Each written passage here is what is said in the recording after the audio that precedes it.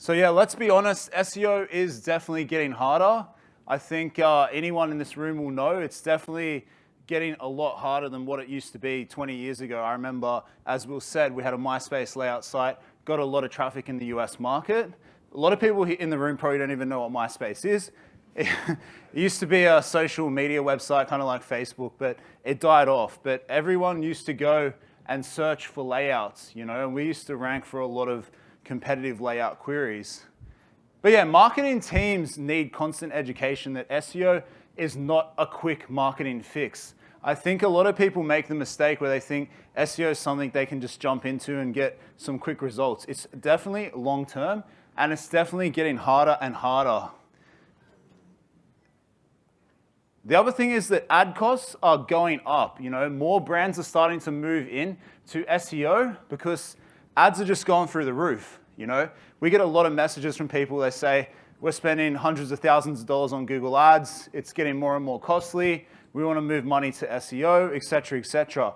That's happening more and more in the market. So niches are getting more competitive.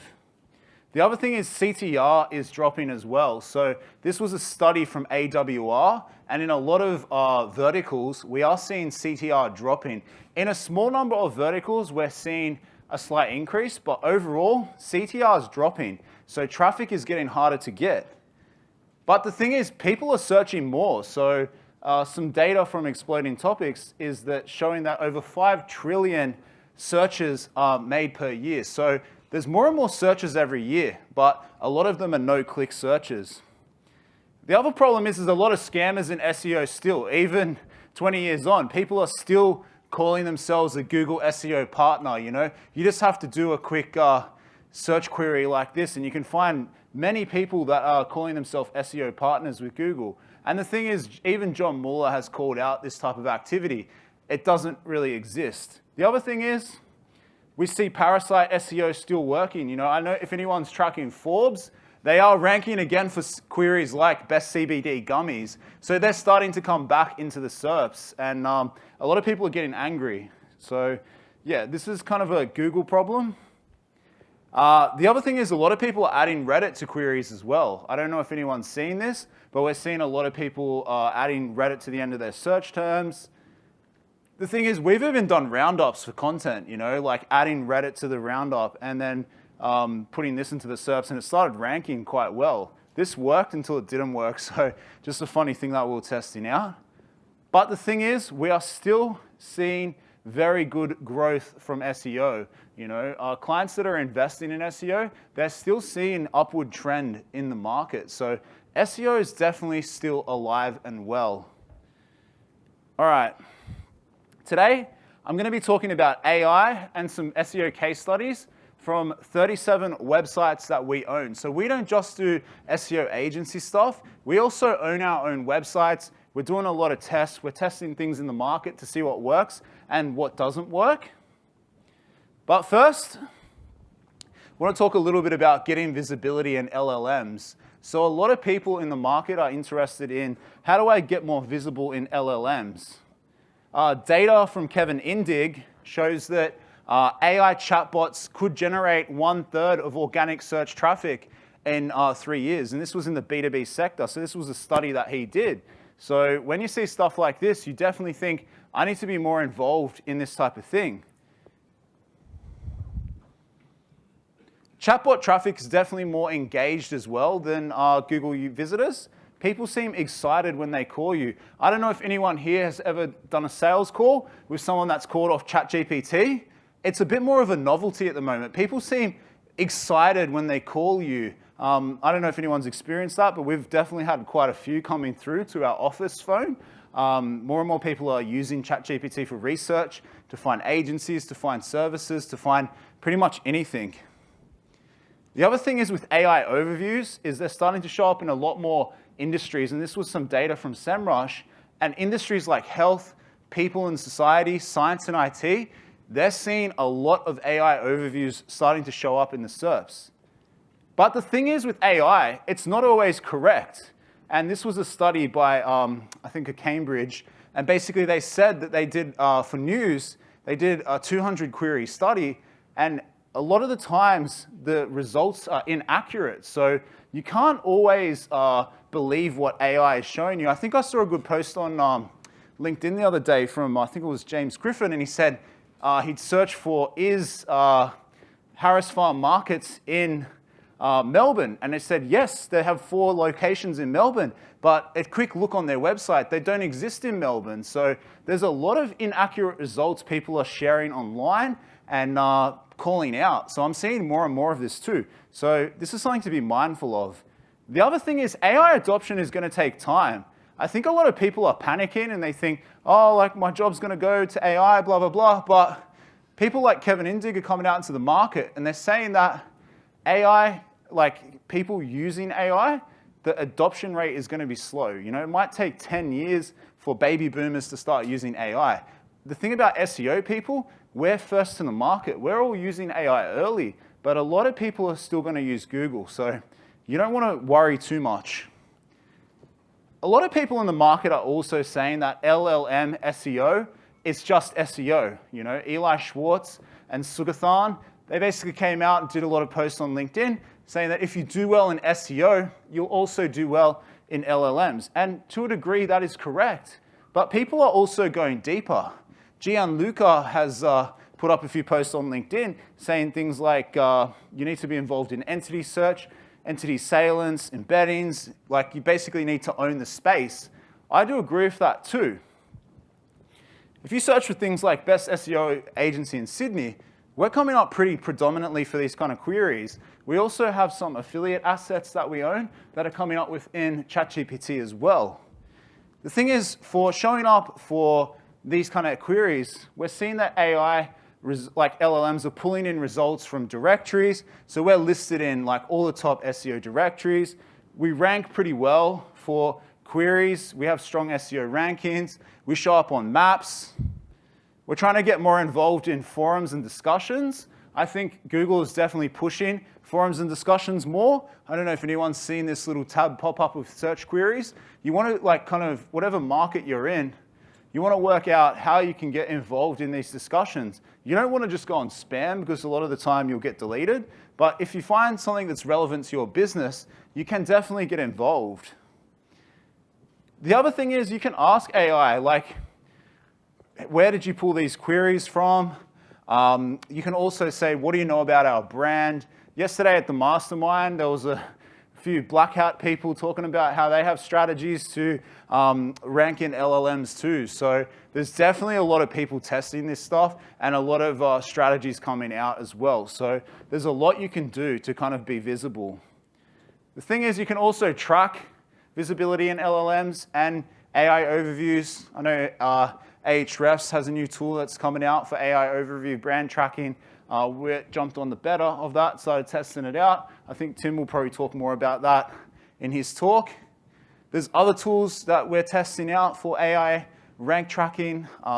No AOTA is a good one that we've tested out. Oddly.ai, it's okay. The thing about a lot of these tools is every man and his dog has an AI overview rank tracker now. A lot have come into the market. So you have to kind of test them and see what works. The thing about AI overview, like AI and LLM rank tracking, they probably should be cheap because the LLMs don't get updated all the time. There's a delay. So there's definitely, I think we're going to see a mass flood of LLM rank trackers in the market.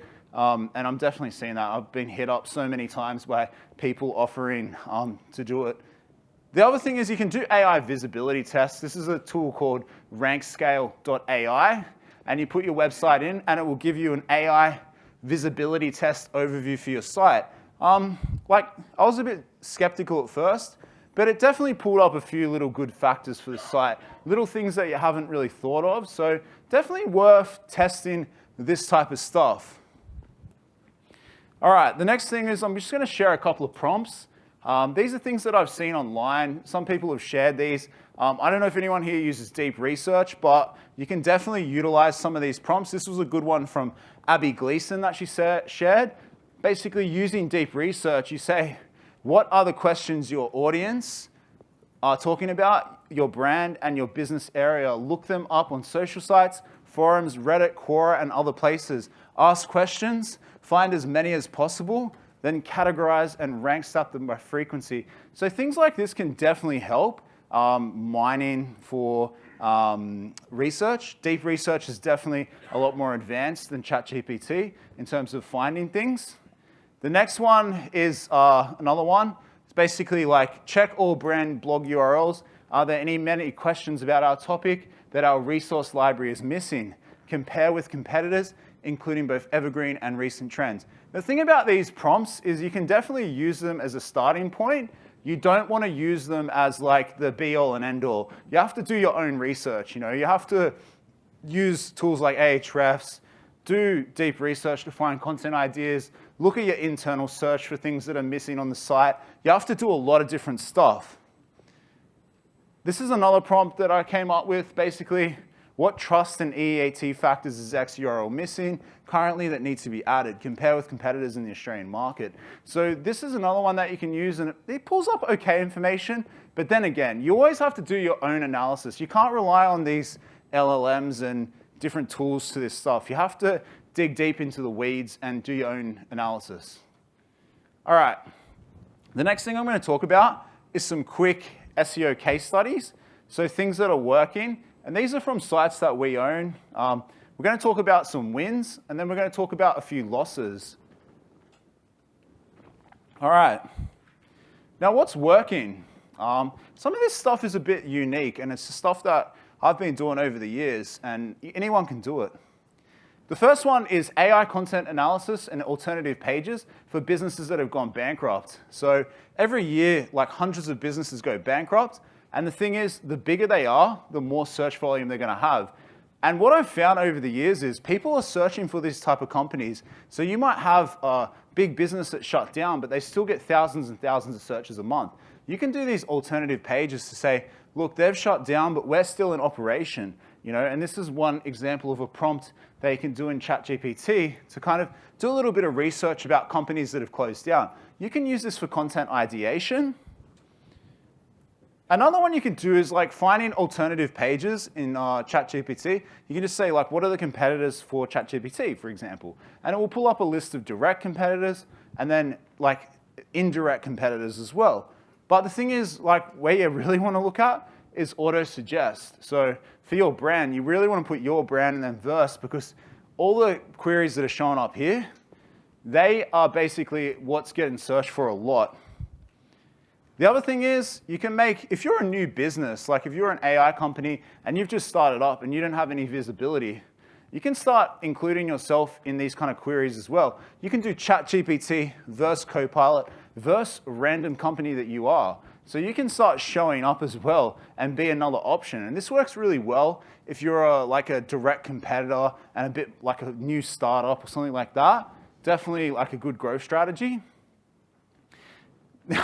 Now, people are taking this verse strategy to the next level.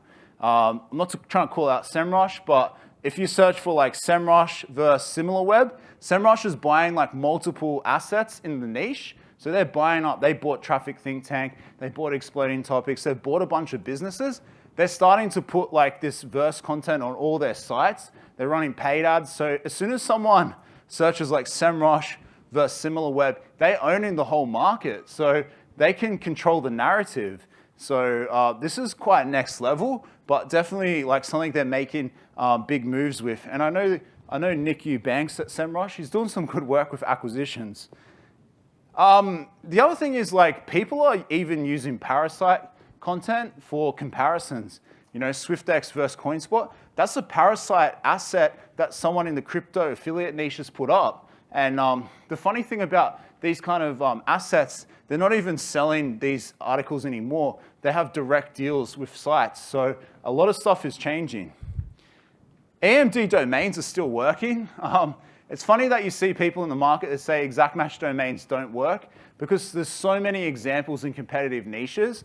I'm still pretty big fan of exact match domains if they're quality. If you search Backlinks Australia, one of our domains is ranked for many years, And you look at many competitive spaces, you still see quality exact match domains that are built out and done correct. They're still working.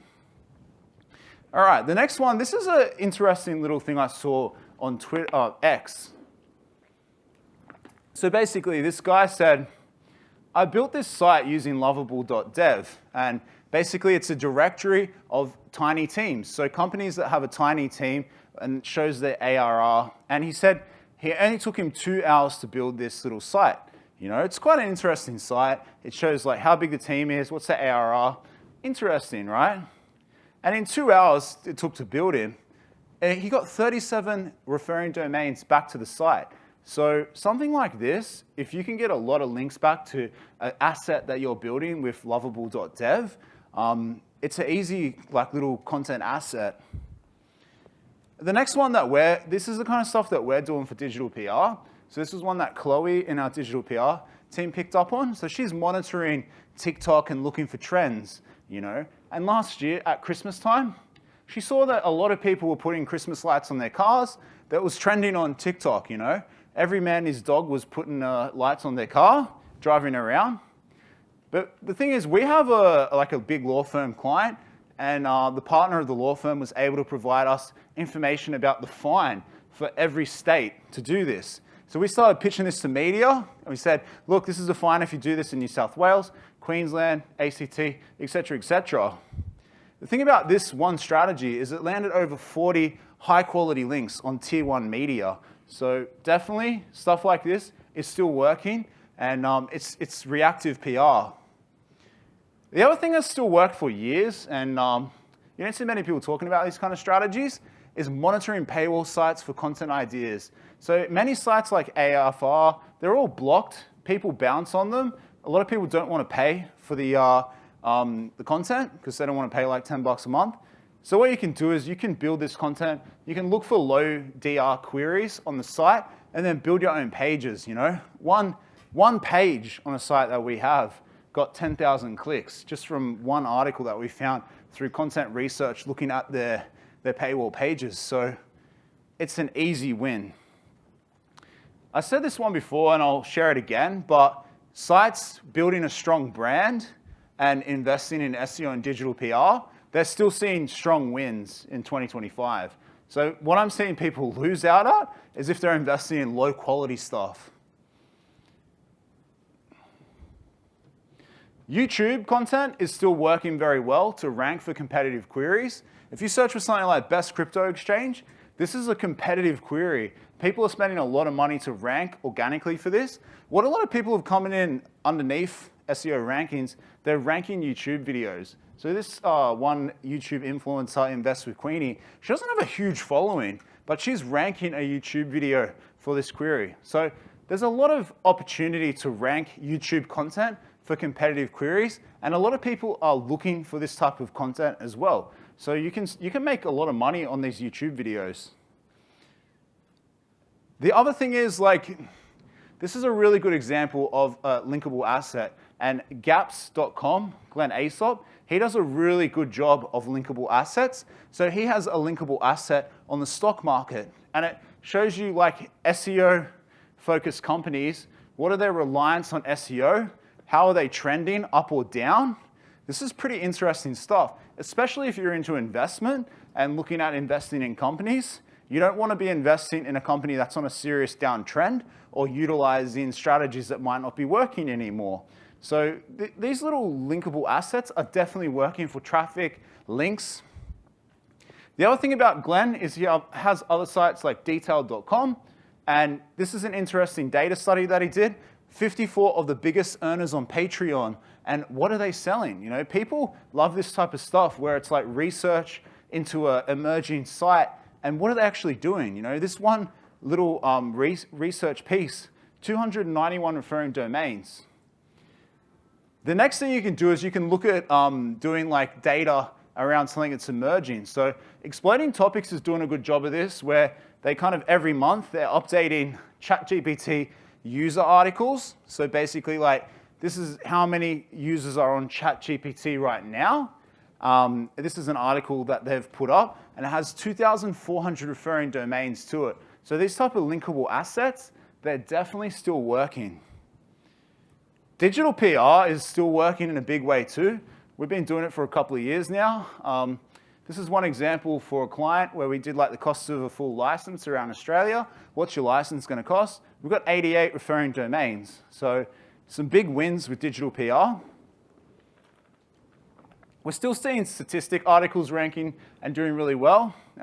This was an example of a site I saw. They have over 2,000 referring domains to their statistic asset. So the thing is, you can use sites like statistia.com to look for local statistic ideas. So I did this many years ago for a site that I own. We looked into Statistia. We looked at what are some statistics that we could build a local variation. What's performing very well in the US market that we could bring to the Australian market? And we had 532 natural links from statistics to our local variations. So things like this, you can look at what's working overseas and then bring an Australian spin on it. That's something that I've been doing for many years, taking ideas from US, UK, bring it to Australian market. All right. The next bit we're going to talk about is what's not working. This is just from sites that we own or stuff that I've seen in the market. The first one is programmatic SEO. One site that we own, we launched 10,000 programmatic pages on a test site. It worked really well until it got hit by an update. And the reason it got hit is because the pages weren't great. Programmatic SEO 100% works. Like, you just need more data points. You need to use APIs. Dayan Programmatic SEO Mladanovsky speaking tomorrow. He's a big believer of programmatic, and I've seen sites that he works on. It definitely can work, but you have to do the right things. You can't cut corners. This stuff might have worked 10 years ago. Doesn't work in today's market. AI content at scale. Another test site, we launched 1,000 pages of AI content. It works really well. The site took off, and then it kind of tapered off. So definitely, I think you can use AI content, but you have to be using multiple prompts. You have to be doing human editing. And the thing is, sometimes it can be quicker to actually get human writers to write content. Some people say, oh, I've got 10 prompts that I do for my content, then I do this and that. And I'm like, mate, it's going to take you 10 hours to write it. What's not working? Affiliate assets were hit hard too after helpful content update. A lot of people got hit. Helpful content was a big one. I know Dayan's talking about that tomorrow. A lot of sites got hit, but recovery is possible. It just takes time.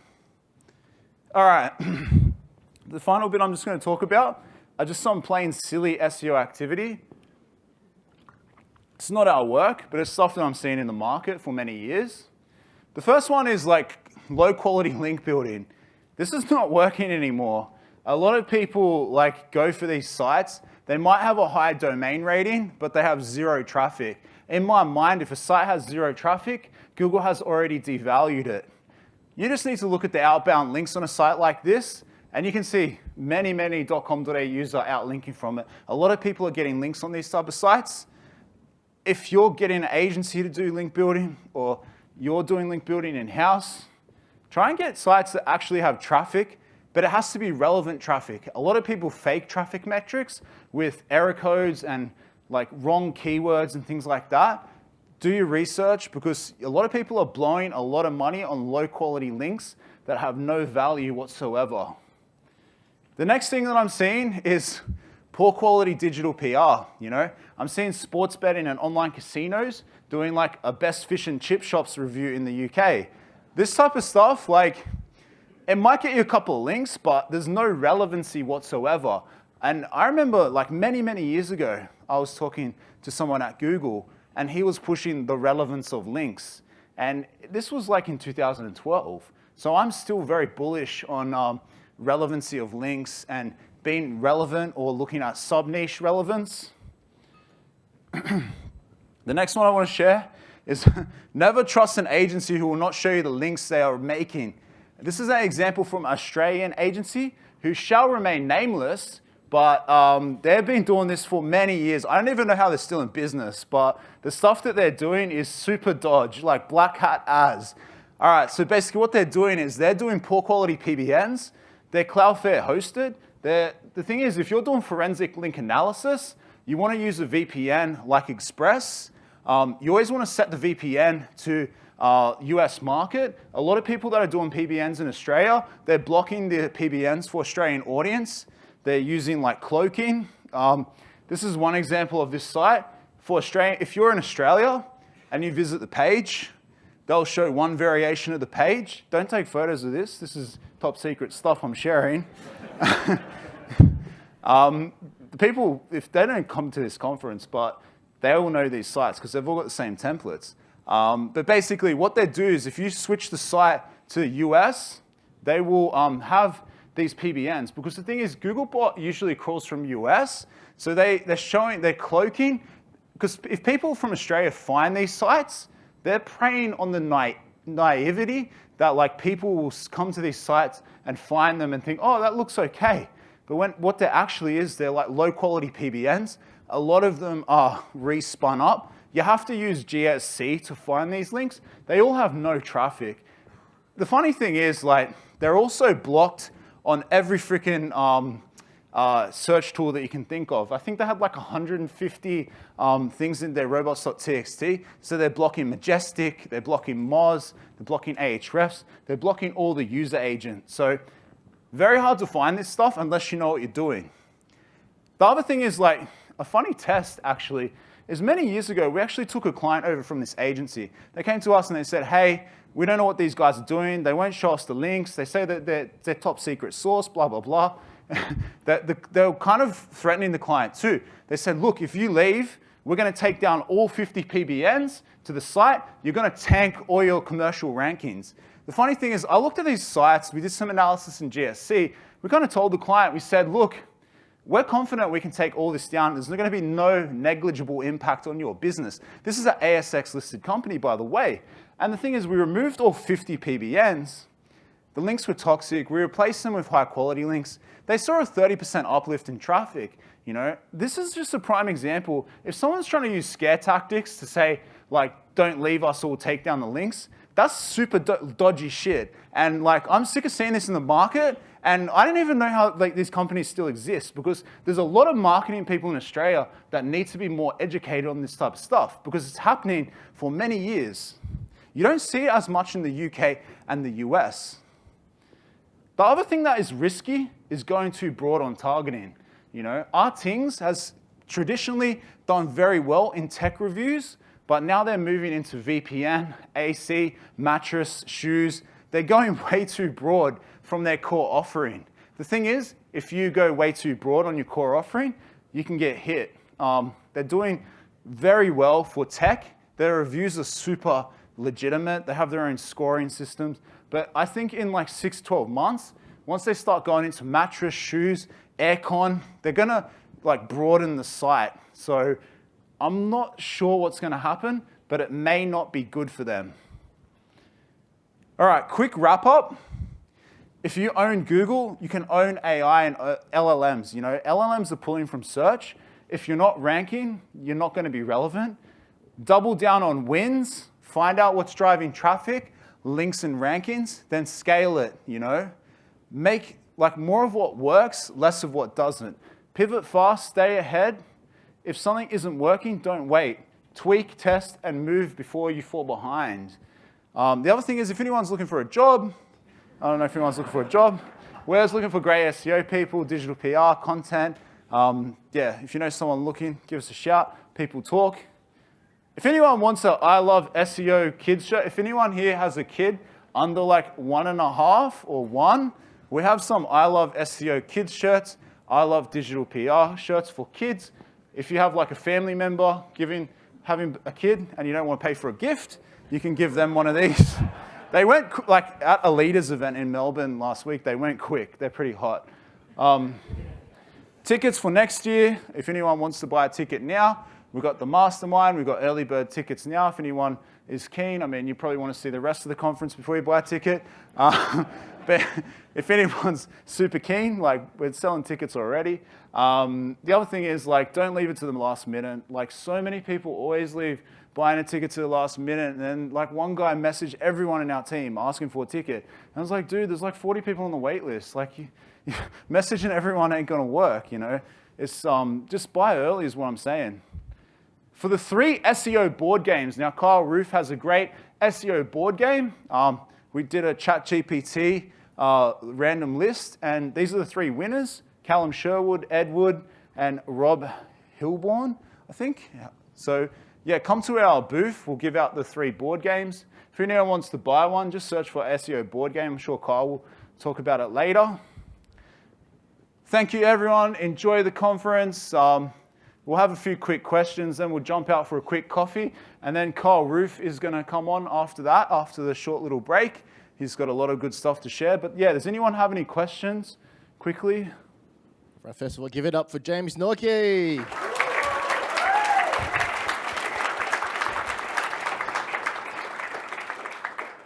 Got my running shoes on. First question.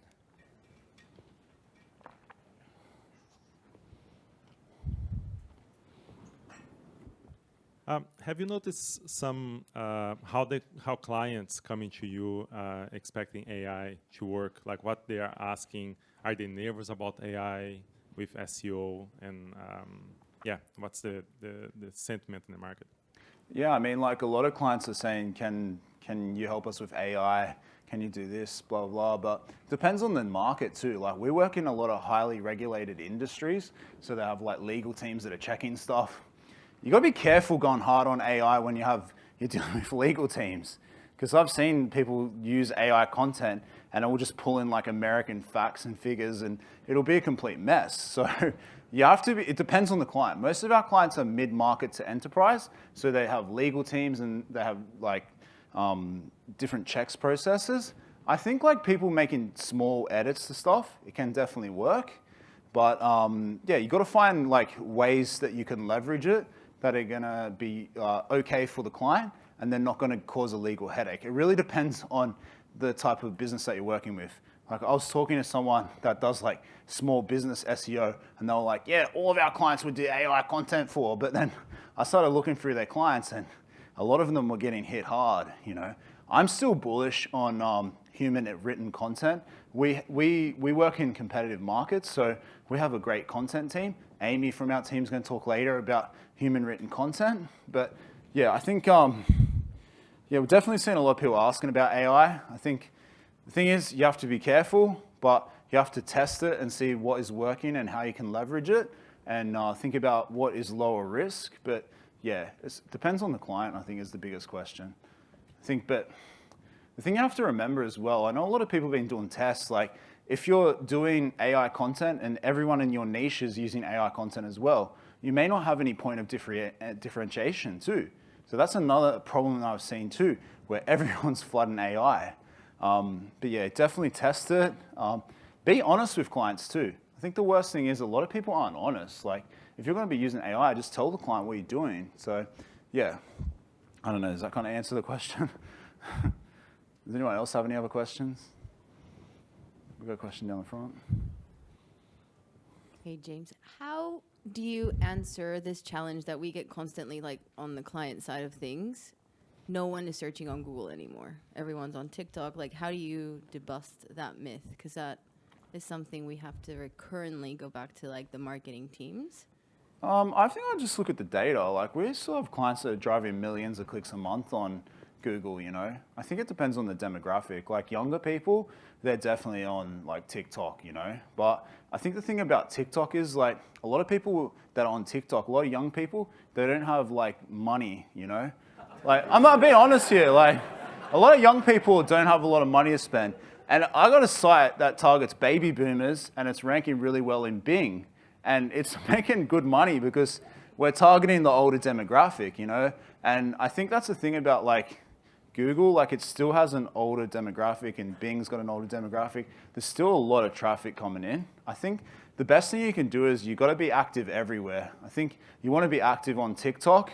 I have a friend of mine, he's got a travel agency and his wife does like a daily video on TikTok and she's like, what's the deal of the day for the travel agency? You know, like today we've got a cheap $200 cruise or something. And she does like these new daily videos. And they're doing well because it's like deals and discounts. I think you have to be involved everywhere. I think you can't just leave it where you're just all on one channel. I think you want to be like omnipresent, being everywhere, you know, thinking about TikTok, thinking about new things that are coming up too. You have to test them. But I think you just have to look at your data too and see, like look at every year, look where your traffic's coming from. look at your competitors. Where are they driving traffic from? Where are they doubling down on? Because every niche is different, you know? If you're in B2B, in like a real specialized area, it might be all Google. But if you're selling like hair straighteners, it might be TikTok, you know? It definitely, I think you gotta like think where your user is at and look into the data. It's a tricky one though. It's a conversation a lot of people are having. I think, yeah, but we're still driving a lot of traffic, making a lot of revenue from like channels that are working, you know? Does anyone else have any other questions? We've got one time there. for one very last question. Hello. Great presentation, James. It's more like a two-part question. One, if you were to hang out with a software engineer from Google today, what question would you ask them? Or what kind of fix would you ask them to do with AI overviews? And do you think AI is going to destroy the search market, and why? Yeah, I mean, like, I'll be totally honest with you. Like, I don't really like hanging out with people from Google because I don't know. Like, I'm not saying like I just feel like a lot of the time they don't give you truthful answers. You know, there's a lot of like, oh, maybe it depends. It could be this. You know, I don't know. I've just found that with Googlers in the past. A lot of people from Google don't really know a lot about SEO at all. And a funny story, many years ago, I did a presentation at Google on SEO, Google Sydney, and a lot of people snuck in and they're like, whoa, like they didn't even talk about Google here. But I mean, in terms of what you'd ask engineers to look more into, I think fixing problems with parasite SEO, I think that's a big problem. You know, sites like Forbes, they're like really polluting the SERPs, and a lot of people are angry. You know, on the SEO Collective Slack, someone was saying how they're taking a lot of their rankings with parasite, things like that. I think fixing troublesome sites ranking in the SERPs, I think Google's going to have to work that out. I think maybe they went too hard on helpful content update. I think maybe they're going to have to dial that down because a lot of sites got hit. You know, there's a lot of on Ahrefs YouTube, there was a good interview of Retro Dodo where they kind of said, we got hit really hard. This is kind of unfair, blah, blah, blah. To a degree, yes. Like, I think, yeah, Google has gone a bit hard on HCU. Sorry, what was the second part of the question? It was.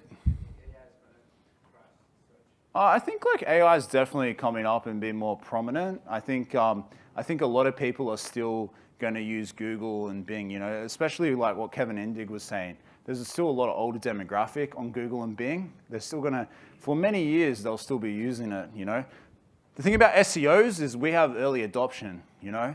People in my family, my wife's family, they kind of come to me and say, oh, what do you think about AI? Like, are you using it? Like, have you tested ChatGPT? And I was like, yeah, we've been testing this stuff for years. So there's definitely, I think there's still many years of SEO, but I think you're going to have to optimize on other channels, you know, optimizing on YouTube, optimizing for TikTok, optimizing for marketplaces. Like you're going to have to be doing optimization on everything. I think that's what's going to happen. Like SEOs are going to have to be more savvy. You can't just do one thing. You're going to have to think about multiple things. Yeah. Does anyone else have one final question? Down here. Oh, mate, you'll have to come to the mastermind. There's some good tactics, you know. Like I was in a group with Jared Codlin and one of the guys from DWS, and yeah, there was some juicy tactics getting dropped. The good thing about a mastermind is like sometimes you get people that are scared to go on stage, but then they'll get in your mastermind group and they'll be like, oh, like this is a really good one. Like this is what's worked, and it's just good because it's like a bit of networking and just like good vibes, you know. Who came to the mastermind yesterday? Hands up. Did everyone have a good time? I see Callum up there. I think you had about 10 beers, mate. Callum, but we had like beers and stuff there too, so it was good. It was good fun. But we're going to do a mastermind again next year. I think a lot of people ask for a mastermind every year. Like we always get people like, can you do a mastermind? We're going to do another one next year because it's good fun. And I don't know if anyone here has been to the Chiang Mai mastermind. That's good fun too. Like a lot of these masterminds, you get information that you don't see online. You know, people are testing a lot of stuff. There's a lot of good operators out there. So yeah, I think it's definitely worth it. But we'll have a short break. We'll just grab a cup of tea, coffee, and then we'll come back in, and then Kyle Roof is going to be on stage next. So yeah, thank you everyone, and enjoy the event. James Norquay.